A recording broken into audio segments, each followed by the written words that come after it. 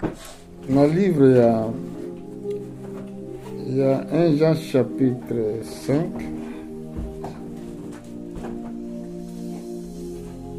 Chapitre 5. Tout le monde dans le verset 14.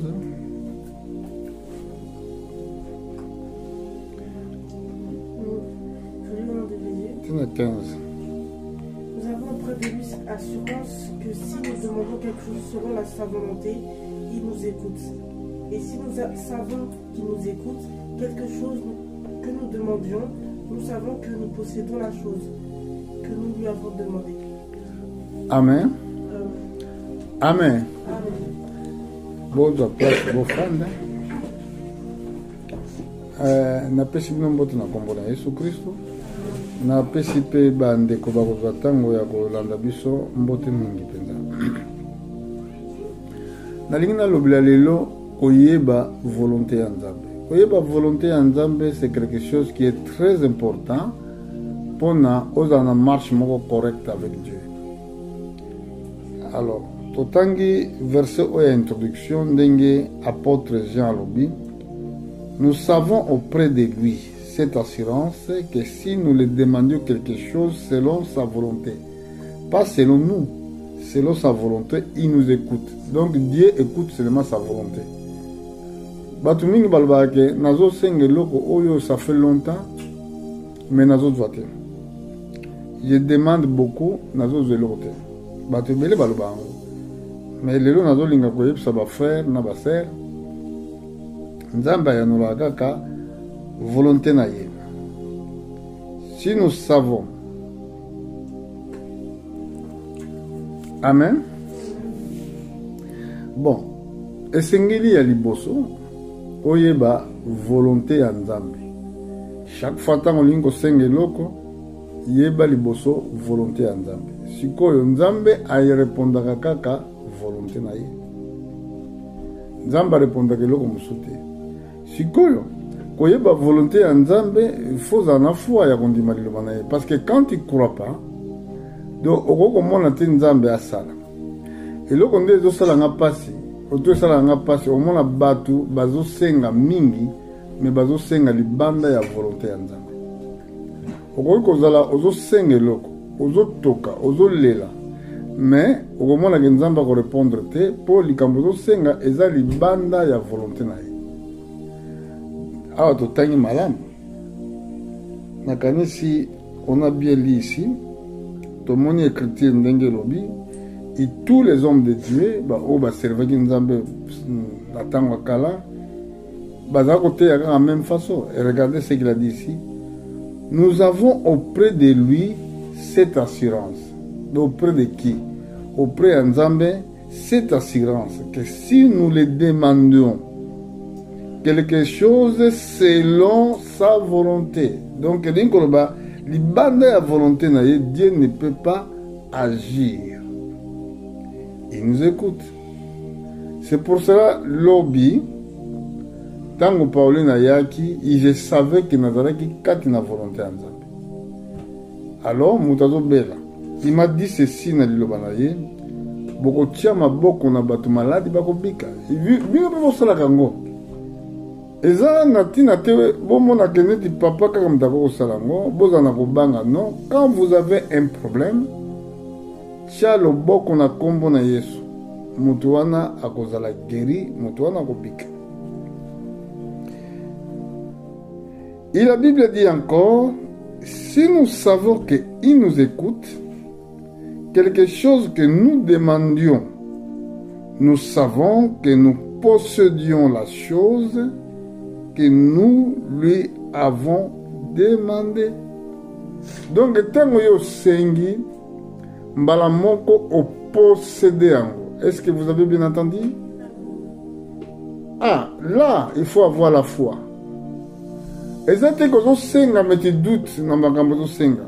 Ozo senga mais tu crois pas na makambo zo senga.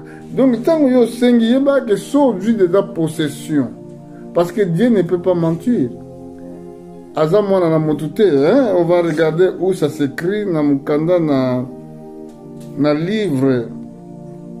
Il y a un nombre chapitre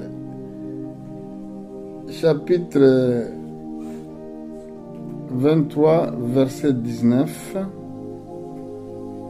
Donc, écoutez ce que la Bible nous dit dans le livre à Nombre. Dieu n'est pas un homme pour mentir, ni un fils d'un homme pour se repentir. Ce qu'il a dit, ne le fera-t-il pas?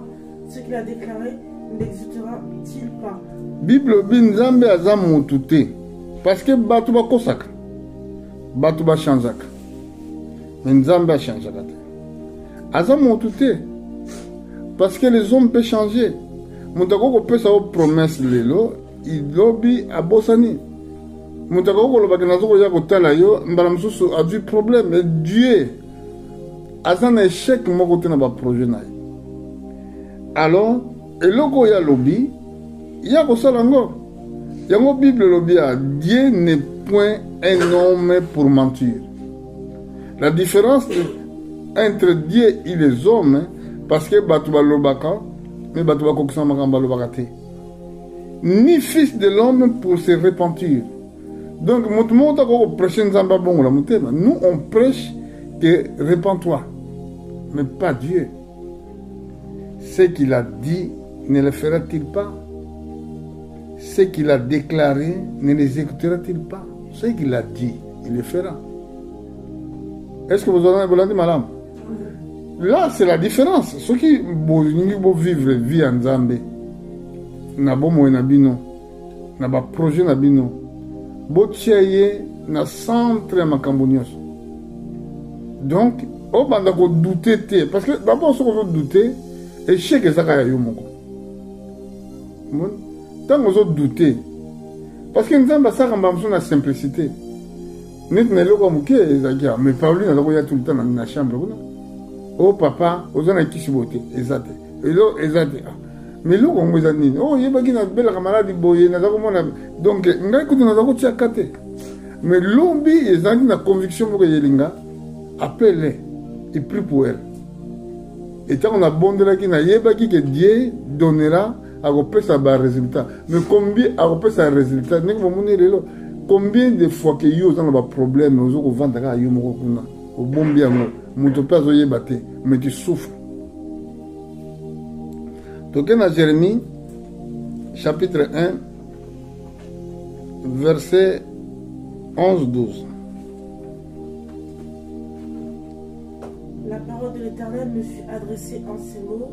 Que vois-tu, Jérémie? Je répondis, je vois une branche d'amandier. Et l'Éternel me dit, tu as bien vu, car je veille sur ma parole pour l'exécuter. Amen. L'Ilubananzambe est adressé par Jérémie. Jérémie était le prophète de Dieu.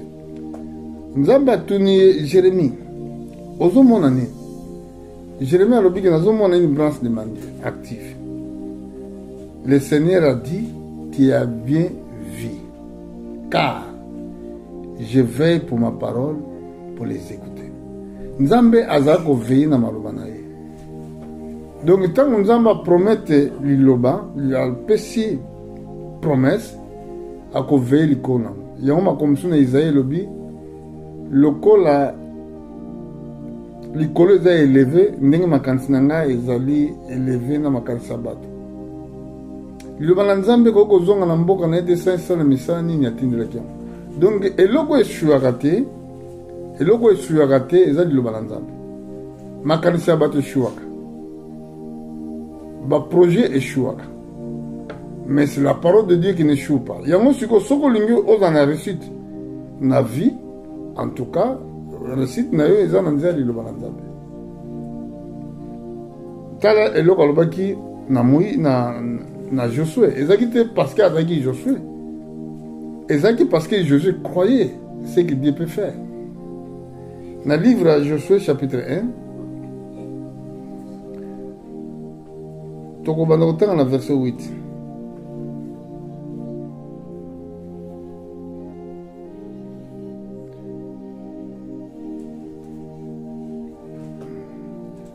Que ce livre de la loi ne s'éloigne point de ta bouche, médite-le jour et nuit pour agir fidèlement selon tout ce qui est écrit.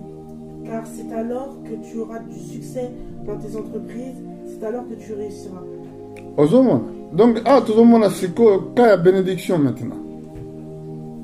Quand il y a succès maintenant. Namukili, on doit succès. Le besoin qui le bas au côté dans le monde des ténèbres. Mais il y a que dans au côté dans le monde, on a souka nous les aliwa. Vouloir comme non. Batunya surtout, on a besoin d'en avoir boyoka. Ce qui au salake, succès na yo za kisi, il y a que échec ezali. Ils ont bien assuré l'échec au Gouzouango. Pour la nini, au défi Nzambe. Moutou mon côté a le droit à défier Nzambe. Donc Nzambe a zali loba. Ce qu'a fait si promesse, à Gosalango. Yango a le biboué. Que ce livre de la loi ne s'éloigne point. C'est dommage aujourd'hui que le livre de la loi s'éloigne de ma bouche à Batebele. Vous ne le lisez pas. Oya tanga la Bible na ndako loba. So botanga banka botanga ba buzoba na bino te botanga ile kan internet. Nous avons des conseils. Oh nzamba za kopesa Josué. Josué azalaki na grand travail à faire. Azalaki na likambo munene ya kosala. Musala azalaki nango il a fallu même bana ya Israël bakota na terre promise. Pendant que alinga kokende wana tango Nzambe azwaki Moïse pour Moïse Dieu amemaki likolo ngomba Nzambe a dû souffler la vie à Moïse pe Nzambe ye moko ateraki Moïse bateraki na moto te bana Israël bateraki te parce que soki bateraki Moïse obe bakunda basala babenga en français c'est quoi c'est donc ceux qui parlent Israël basalaki yango banga bana ko adorer et remarquez tant Moïse que sala ngombe asalaki akendaki na ngomba pour que nous prier Israël basali vodor. Donc c'est difficile pour les Israéliens parce que au monde il va vivre maintenant plus que va vivre en Égypte longtemps ba monaki ba misala ba égyptien et comment qu'il appelle caractère na bango. Donc ba égyptien ba doraka banzambe bele ozoma surtout tali pour la nini nzamba lingaki teke bana Israël basangana ba nation à cause de l'idolâtrie. Pour la nini lelo okoko yana libala obeli ngo bala mobali moko yena na boyi à cause de l'idolâtrie parce que idolâtrie eza na ba famille belé. Eza na ba famille mingi ya na mokili bango bakota ba solution na bango zanga na bandaka nganga po ba solution à problème moko fo batambula yango somo na caractère oyo tolobaka toyoka mingi na langage moko tozoyoka mingi oyo soki na saka na kobwakile mbasu omoni babiloko wana eza partout bambasu eza partout mais koki koatteindre yo soki yo oyebi likambo ou bien on se protégera de la parole de Dieu parce que la parole de Dieu eza wana mpona koprotege biso omoni oyebi ke ndenge tolalaki lelo obe nde tolalaki lobi nde tolamuki lelo soki Nzambe afungoli miso oyeba ke combien de fois baange ya nkolo baintervenaki mpona koprotege biso oyo oyeba te mpo eza biloko moko elekaka en esprit. Alors le tala sikoyo Josué azalaki komona colonne de feu na butu ntango Moïse azalaki vivant azomona la nuée na moi de lingo baka azomona la présence en Nzambe ntango Moïse akufi tout est disparaître ni colonne de feu ni nuée ezalaki so te sikoyo ndenge nini akoyeba soki Nzambe akomarche na biso elongo ndenge nini akoyeba soki Dieu sera avec nous.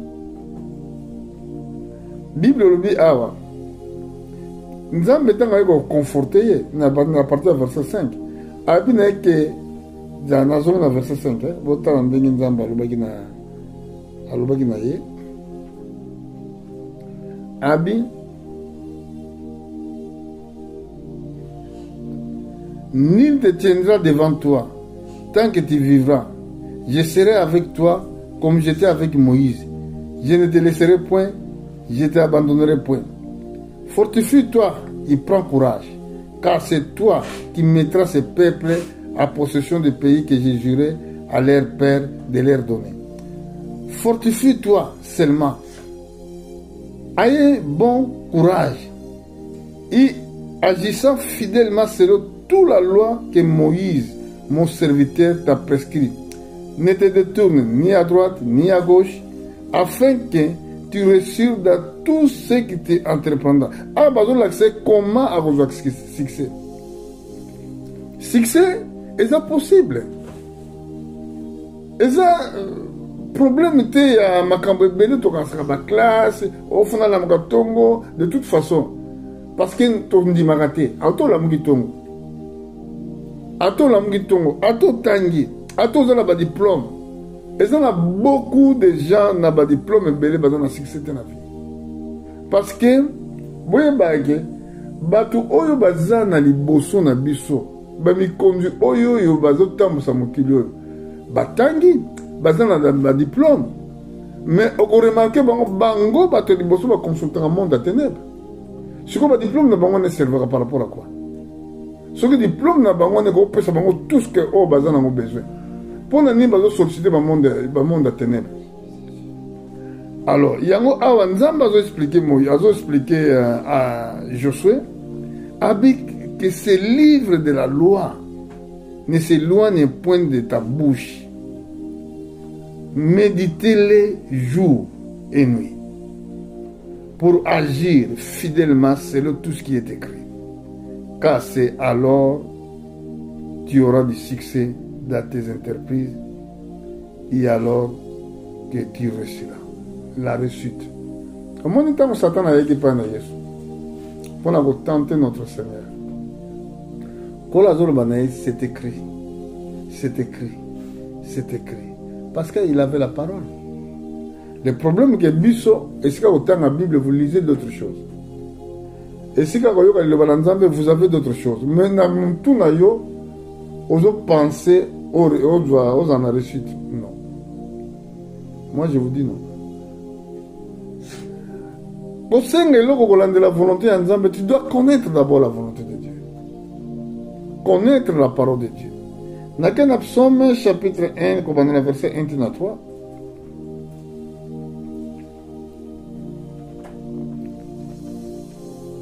Kuna Bible qui est au heureux l'homme qui ne marche pas selon les conseils des méchants, qui ne s'arrête pas sur la voie des pécheurs, et qui n'assit pas accompagné de mon cœur. Voilà. Soyez pas ça la choix. Soyez pas camarade. Soyez pas ami. Pose-la heureuse. En tout cas, soyez au la choix. Ce qu'on s'est le choix, n'a pas juste de marcher avec les gens qui sont corrects, de marcher avec des gens qui ont la parole de Dieu. Au seul choix malade. Bible le Bible. Mais qu'il trouve son plaisir dans la loi de l'Éternel, qu'il médite jour et nuit. C'est là que tu vas trouver ton plaisir. Ozo méditer jour et nuit. Bon, l'anda bien sûr au verset 9. Il est comme un arbre planté près de courants d'eau qui donne son fruit à sa saison, dont le feuillage ne se fleurit point. Tout ce qu'il fait lui réussit. Tout au ça. Bato belé bazo ya pana lelo l'église za rotonda bato na bato que nous sambela nzambe tala passe na ngai tala mboka na biso tala problème na biso. Mais eloko za est très important et de connaître d'abord la volonté de Dieu. Et la volonté de Dieu ça se trouve dans les Écritures. Bon, et ça na bato mi bazo senga mais bazo senga li banda ya volonté ya nzambe. Yamona yeso lobaki quand vous demandez tel quoi ba panier. Ba panier ba multiplier comme maloba belé. Ba grâce à la force qu'on se multiplier maloba ba kozala exaucer. Dieu a exaucé sa prière te o ezali banda ya volonté na. Non, ça marchera pas. Et sengili ko yeba liboso volonté ya nzambe. Pour Nzambe exaucer. Dans d'autres termes, il a dit cherchez premièrement le royaume des cieux. Tolisso dans le succès. Bon, succès, c'est possible. Mais premièrement, tu dois croire la parole de Dieu. Deuxièmement, tu dois connaître la volonté de Dieu. Et ça, c'est que, oso comprendre le mokano na Nzambe, mais oso senga. Donc, oso senga li bande la volonté de Nzambe. Donc, on peut passer bataille et belé, on peut le côté. Topesi ndakisa na bamboka oyo eza na guerre lelo. Eza na bamboka eza na guerre. Mais na bamboka wana pe eza na baeglise ezali bazobondela. Sikoyo ntango bazobondela fin ya guerre, parce que c'est vrai que guerre esalaka mabe. Ntango guerre ezali net na Ukraine eza na guerre. Ezoleka na bapays mingi na monde baguerre ezali. Mais tozobosana pe lisusu ke baguerre wana ezali accomplissement ya parole prophétique. Je ne sais pas si vous comprenez. Okoki kolinga mboka na yo ndenge olingi. Je ne convenais pas.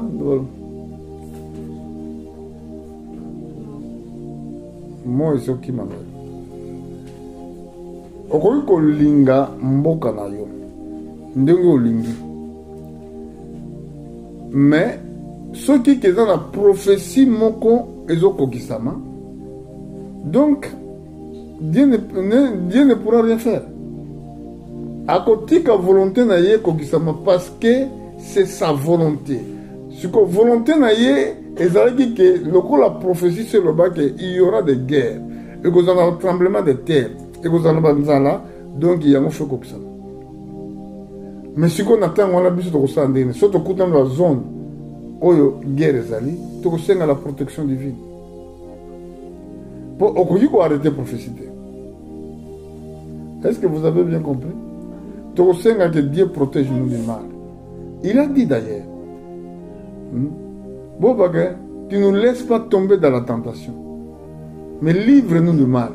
Donc Nzambe a le droit à livrer au namabé, à battre la yo, à protéger yo. Mais ce qui est la prophétie parce que dans Jérémie de Tanguy, Dieu veille pour sa parole pour l'accomplir. Alors, ce côté on doit comprendre le bosso volonté à Nzambe. Au moins, ce qui est Nzambe na misala tozo salate problème à liboso yango. Et donc ça que Dieu a répondre ba problème na biso. Quand tozo ya na église, tozo ya na ba projet na biso. Tozo ya na makambo na biso sans to sonder volonté à Nzambe. Na opesa ndadi sana kai de kaki na Babylone. Daniel avec autant un livre à Jérémie et si ka oeza kolobake Israël et vous allez ramener un captif pendant 70 ans. Après 70 ans, Nzambe a visité les captifs. Il y a Juda et Jérusalem.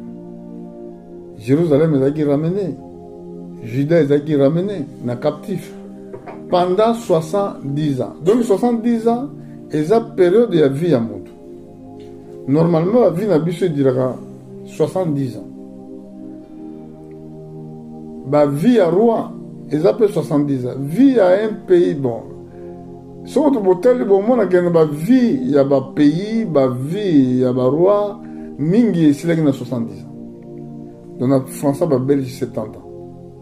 Alors, si tant que vous avez une année, ou 3 ans peut-être, pour prophétie Oye Kokisama, Daniel a bandé Kokila. Pendant qu'il priait, Nzambe siko atindi sikoyo ange Gabriel pour aya ko expliquer makambo ko sala na mokili. Vous voyez? Donc Nzambe aye ko répondre volonté na ye par rapport à sa parole. Alors ce que nous avons Nzambe na vie na yo, regardez d'abord sa parole. Ce que comparer vie na yo, na lilo ba Nzambe. C'est comme ça que tu vas voir Dieu. Ceux qui osent douter dans le Nzambe, donc crois-moi que frères, sœurs, osent la difficulté. bandimi mingi baza lokola Josaphat. Josaphat était roi na royaume ya Juda. Na ntango wana Israël ezalaki divisé en deux, ezalaki na côté mosusu roi Akab. Mais Akab n'obéissait pas Dieu. Akab azalaki na baprophète na ye. Akab azalaki na ndenge azalaki kotambusa pays. Mais Josaphat, il craignait Dieu. Mais le problème, ake kosala amitié na bato na moto azalaki kobanga Nzambe te. Ça, eza na bato mingi bazwaka échec à cause de ça. Tant basali relation wana, Dieu l'a laissé faire. Mais tant a commis kokende kotala a proposé visite moko officielle akende ko visiter Akab. Tant a ko visiter Akab pendant que bafandaki na kiti na bango bokonzi, Akab a proposé Josaphat. Ayebisi ye est-ce que okoko accompagner nga na guerre? Okoko accompagner nga na guerre. Sikoyo lokola Josaphat il connaissait Dieu, alors nous devons consulter Dieu. Mais le monsieur là qui va consulter Dieu était païen. Il ne croyait pas. Mais nous devons consulter Dieu. Ok. Au limite, on peut consulter Nzambe. Oui, nous devons le faire. Donc, il a appelé ses prophètes. Les prophètes vont nous les prophètes vont venir prophétiser. Bokende, boko victoire, kende, roi, Nzamba, Zano, Longo, Okomona, Yomo. Mais Josaphat, ayoki. Atouni, roi Akab. Alors, ouais, c'est un prophète de mon côté. Oyo, il y a Nzambe te koko consulter. Mais bataki quand sa prophète qui était là. O batako prophétiser. Ndenge on comprend que bango ne soit loba, bazaba prophète Nzambe. C'est la même chose que se passe aujourd'hui. Makambozo le kalelo yango. Au moins la batbato tambola na drapeau batune so baye baké bazaba prophète. Mais finalement il y a rien. Parce que Dieu a ça la colonne de la parole. Ce qui t'a prophétie ça peut se accomplir. Mutu azana droit à un niamwazate. Alors, il y a un roi Kabalobi. Et ça n'a moko azalia. Mais là, celui-là, je l'ai. Je l'aime pas. Comment c'est possible? Et ça n'a pas de problème, il n'a pas de Nzambe. Et ça n'a pas de problème. Voilà la suite. Ce qu'il y a Nzambe, échec nous yangwana. Parce que la Bible dit bien que celui qui vous reçoit, me reçoit. Okoko yamba Nzambe te sans que yamba pasteur, sans que yamba serviteur. Bon, si ko yozo yina mutu qui peut parler bien de toi. Yozo yina. Celui-là, je l'aime pas. Pour la nine. Parce qu'il ne prophétise pas bien de moi. Vous voyez? L'église est dans la bâtiment sera une église.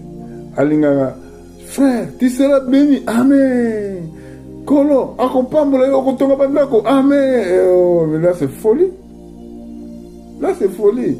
Ma pamboli, beaucoup de gens n'ont pas c'était. La Bible dit dans le livre Proverbe, la bénédiction de l'Éternel qui est enrichie, il n'y a aucun chagrin. On n'a pas cité pour nous béni, parce que c'est Dieu qui le fait. La Bible dit que nous avons ordonné la bénédiction et nous avons grenier.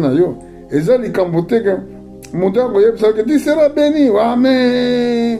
Frère, nous avons pas moulé. On attend un verset, chapitre 10, je crois, livre Proverbe. Verset 22. Je pense, je vais regarder. C'est la bénédiction de l'Éternel qui enrichit. Il ne le fait suivre d'aucun chagrin. nzambe mutu apambulaka okosala effort te. Na psaume chapitre 127 verset 1 tala ndenge Bible elobi alobi boye cantique de degrés de Salomon. Si l'Éternel ne bâtit pas la maison, ceux qui bâtissent travaillent en vain. Si l'Éternel ne garde la ville, ceux qui les gardent veillent en vain. À vain vous levez vos matins, vous couchez vous tard, et mangez-vous le pain de douleur. Il donne autant à ses bien-aimés pendant leur sommeil. Donc c'est Dieu qui donne notre pain. C'est Dieu qui nous bénit. Mais liboso pour un succès dans la possible dans la vie, tu dois croire la parole de Dieu. Et regardez ce qu'il a dit dans Deutéronome, chapitre 27, 28. Dans le verset 1, il a dit ceci. Si tu obéis la voix de l'Éternel ton Dieu, observant en mettant en pratique tous ces commandements que je te prescris aujourd'hui, l'Éternel ton Dieu te donnera la supériorité sur toutes les nations de la terre. Voici toute la bénédiction qui se répandront sur toi et qui seront ton partage lorsque tu obéiras à la voix de l'Éternel ton Dieu. Tu seras béni dans la ville et tu seras béni dans les champs. Les fruits de tes estrades, les fruits de ton sol, les fruits de tes troupeaux, les portes de ton gros et ton menu bétail, toutes ces choses seront bénies. Ta corbeille, ta housse seront bénies. Tu seras béni à ton arrivée et tu seras béni à ton départ. L'Éternel te donnera la victoire sur tes ennemis qui se lèveront contre toi. Ils sortiront contre toi par un seul chemin. Ils fuiront devant toi par 7 chemins. Regardez, sous le verset. Et puis l'Éternel ordonnera, vous avez bien entendu, l'Éternel ordonnera à la bénédiction d'être avec toi dans tes greniers et dans toutes tes entreprises. Il te bénira dans le pays que l'Éternel ton Dieu te donne. Donc, ezali makasité pour Nzambe apambola moto. Mais, problème ezali, est-ce que la parole là, est besoin yokango? Vous les gardez, vous les croyez, c'est ça le problème. Tout ce que Obolingi na vie, est possible. Olingi Mikanda, mais c'est possible. Olingi Libala, mais c'est possible. Parce que c'est écrit, tout est possible à celui, à singulier qui croit. Est-ce que vous avez bien entendu? Tout. Tout est possible. Mariage est possible. La bénédiction matérielle est possible. Mais, ce que l'on dit, tu crois quoi? La parole de Dieu. Et quand tu crois la parole de Dieu et que tu fasses la volonté de Dieu, toutes ces choses sont possibles. Amen. Yangwana bandekonanga partout dans le monde. Et ça a tellement passé. Comme on a besoin d'une église pour l'intérêt. Azo une église, orien ayo kana lilobana nzambe, ye azo ya ko expliquer pasteur passe na ye. Oh pasteur, ngana zali awa, nazo nyokwama, nzokande pasteur sengela ki ya tikilo bénédiction. Mais yo faut pesa ye. Yo sikozo ya pa musala nzambe mo musala nzambe pesa yo. Parce que la Bible dit que celui qui vous reçoit, me reçoit. Oya ko pesa moi vers ma ya kopo ya pio na ba oyo bandiminga auzanga récompense te. Siko passer ay nanda kuna yo bandi ko expliquer passe na yo. Nete ba likambo sana maki na ko lo blango na bande ko Mozambique. Bango ba pesa nga invitation na kende kuna za invitation ya kala. Bon, pour la kende ba bandi ko laksanga liboso souffrance na ba. Siko nga na za musali na nzambe. Qu'est-ce que je veux faire? Nous sommes dans un pays, nous sommes dans un gouvernement. Oh, il y a sunga. Ngai nazana pona pambola batu na domaine spirituel. Si vous croyez, Nzambe a pambola bino. Total image de Jésus. Il était ensemble avec les apôtres. Batu bayoki liloba na Nzambe bazaki na nzala. Na nzala bazaki Pierre atuni nkolo. Ah, boto otika bango bakende. Bazana eloko te. Ya kolia. Mambo to pesa bango mo biloko kolia. Kola tuni bango bozana nini? O to na 5 pains na 2 poissons. Bon, batu bazali plus de 5000. Ce qu'on a ban, ça qu'on compte basi na ban. Ce qu'on 5 pains wana na 2 poissons. Et ko ka bango, mais le ko la nzamba zali loba.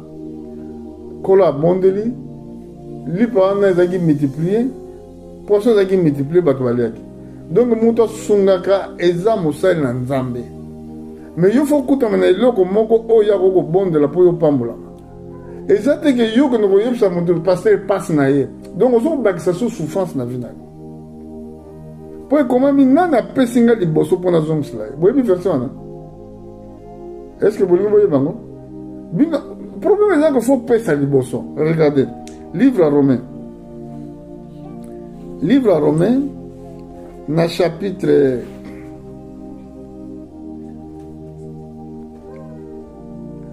Nagassi chapitre 11. Ce qu'on a se trompé. Verset 34.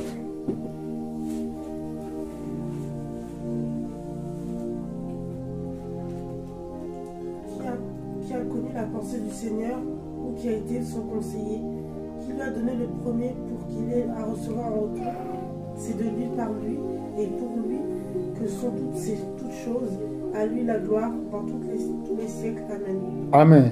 Amen. Qui dans la péché liboso, Babia, qui a connu les pensées du Seigneur, ou qui était son conseiller. Dans le verset 35, Babi, qui l'a donné les premières pour qu'il la recevoir en retour. Le problème est que biso tolingi nzamba pesa biso. Écoutez, quand il y a une église, pour avoir pardon de péché, c'est possible. C'est possible que vous ayez pardonné à ma soeur. C'est possible que vous ayez guéri la malade. Mais c'est difficile pour la bénir matériellement. Parce que quand vous avez bénédiction matérielle, il faut que vous ayez donner, il vous donnera. C'est ça que dit les Écritures. Et comment il y a une vie que vous avez égoïste. Soko moni muté nanda kuna yo soki likamako pese mai soki likamako lia pese kolia soki transport pese transport parce que c'est comme ça yo ko pambula ndenge koma mina 2 Corinthiens na chapitre 9 2 Corinthiens chapitre 9 na verset 6 écoute ce que la Bible dit na verset 5 na verset 6. Sachez-le, celui qui sème paix moissonnera paix. Et celui qui sème en abondance moissonnera en abondance. Que chacun donne comme il a résolu dans son cœur, sans tristesse ni contrainte, car Dieu aime. Voilà, Dieu aime. C'est lui qui donne avec joie. Vous avez bien suivi? Dieu aime. Nzamba lingamuta pesaka. Mais il faut pas s'en sengo. Exacte que yo ozana ngo ozo bomba ozaka na bezo zo mbongo pa mutu mususu mais ozaka na mbongo ezala batu mingi baza bongo azala mbongo mais akopesa te azala bezo ka ba pesa okupambola mandengi nini ndenge okochasser pour pauvreté na ndako na yo nake na Galate nazaka makambo na koloba ngo mulai mais na moni fona suka ozoma na suka na kasi na Jean nake na Galate rapidement Galate chapitre 5 na verset chapitre 6 na kasi na chapitre 6 Pauline pendant la verset 6 que celui à qui l'on enseigne la parole fasse partout ses biens à celui qui l'enseigne. Ne vous y trompez pas, on ne se moque pas de Dieu. Ce qu'un homme aura semé, il le mentionnera aussi. Amen. Est-ce que vous avez bien lu? bozotanga malamu eza problème que soki bozondima makambo te ekosalama au contraire parce que Dieu veut pour ça avec un liloba nde mpona kokosama. Si vous doutez, vous allez voir que la parole oyo boyoki oyo bozodute yango ekokosama. Ntango Nzambe alobaki na nini na Adam, les jours que vous mangerez les fruits de cet arbre vous mourriez. esalamaki bon problème que eza bozoyoka esiko soki makambo ezomarche bien te likolo nazozwa likolo témoin. Le ciel, je prends le ciel comme témoin. Ndenge toza boye le soleil eza lokola caméra moi kaka ebimi boye. Et les anges de Dieu ils regardent, et Dieu regarde ce que vous êtes en train d'entendre. Pe bato baolandela mokili bazoyeba makambo nini oyo Nzambe akotuna bango na makambo nyonso tozoloba. Yoka likambo ezali awa bato batungisaka basali na Nzambe ke pesanga mais yeba akopesa te ya mokie. Mwasi azalaki na Yesu azalaki na akopesa bofrande epai ya Jésus. Pas Jésus apesa te azapesa ntango Yesu atelemaki esika bazopesa bofrande. Mais mwasi wana ayikaka na mboka mokie il a donné.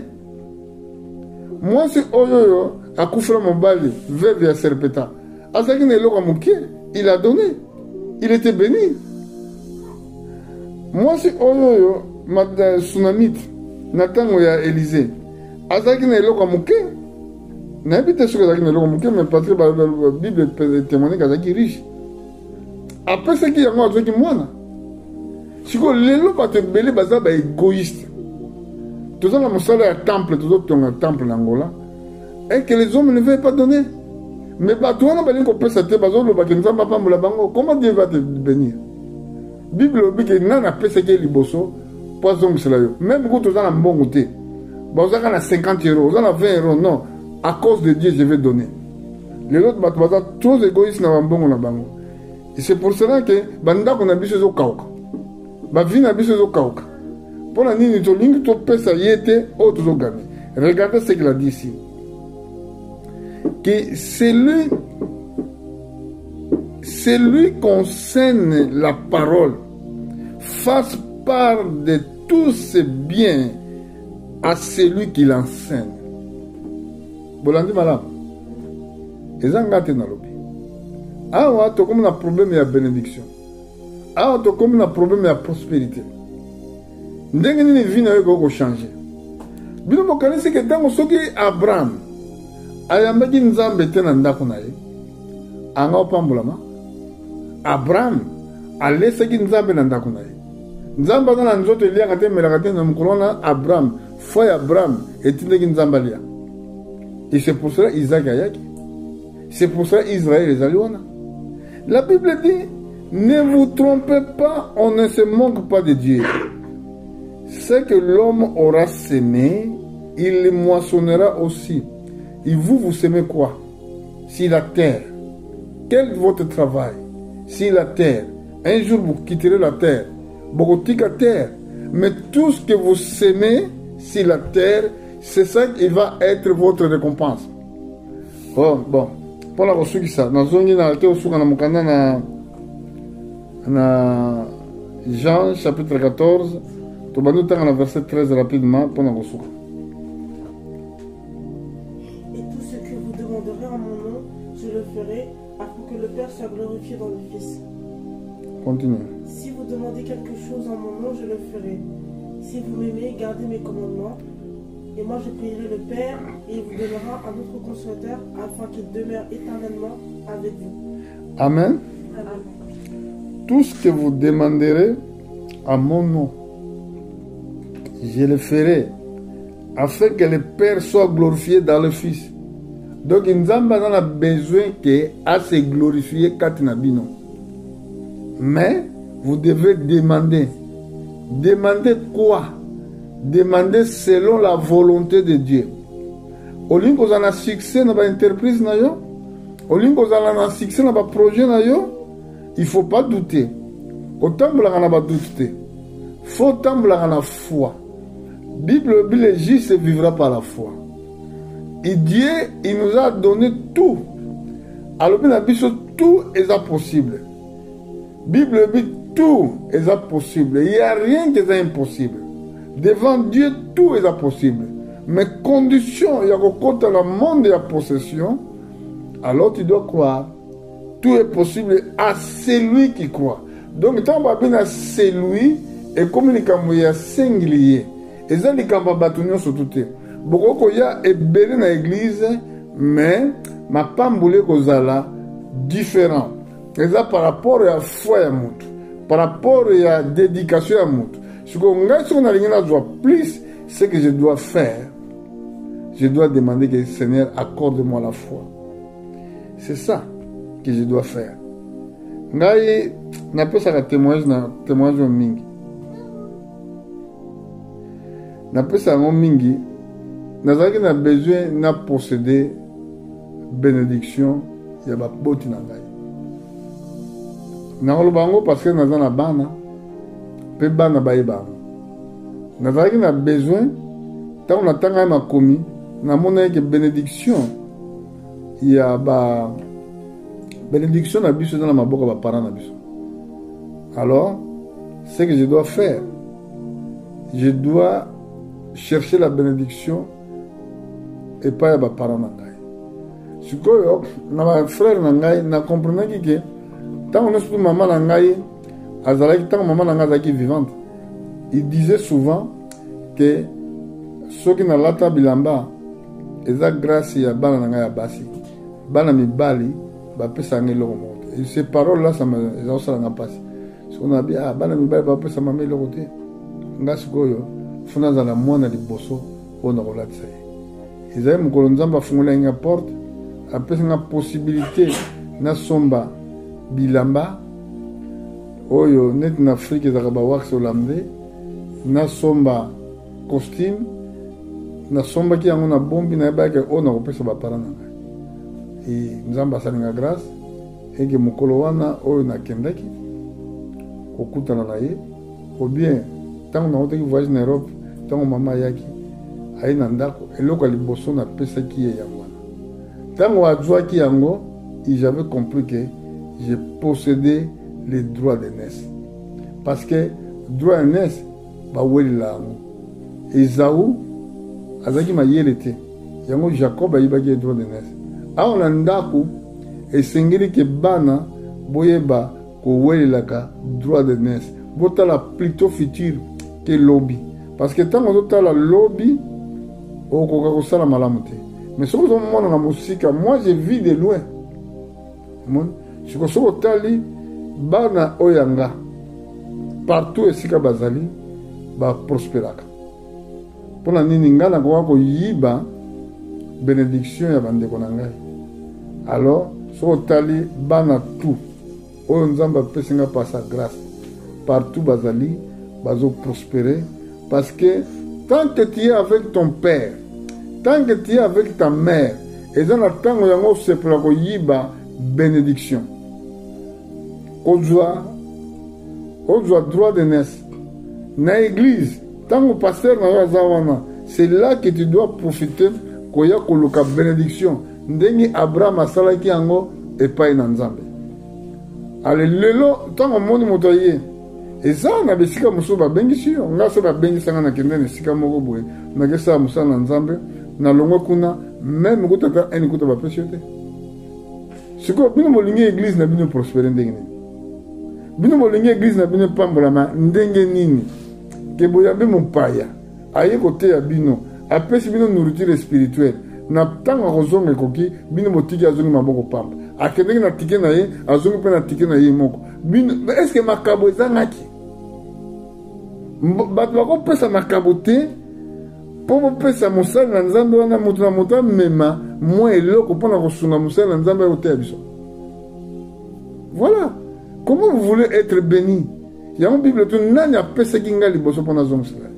Et la Bible dit que si vous demandez quelque chose, c'est selon sa volonté. Et nous devons rester à la volonté de Dieu. Que Dieu vous bénisse. Dimanche, si Dieu le permet, pour vous annoncer encore la parole de Dieu. Que Dieu vous bénisse richement.